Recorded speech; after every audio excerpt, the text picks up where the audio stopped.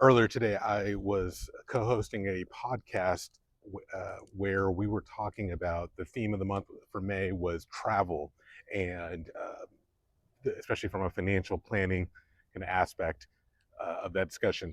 And one story that I shared was with a client that I worked with.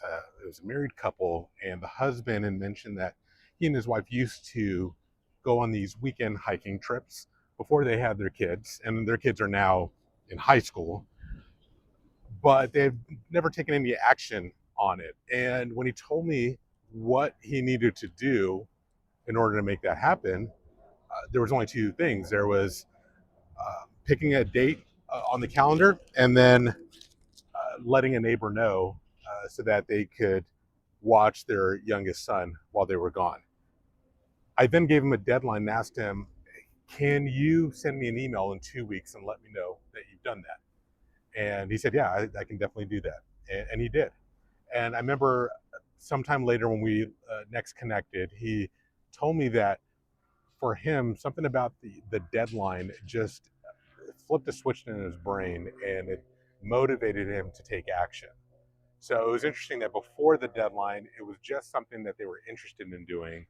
But after the deadline was introduced, and he knew that he had to take these steps by a certain date, that's when it went from being an interest only to being a commitment. And when it was a commitment, that was when the action showed up. And then, of course, that's when the results showed up.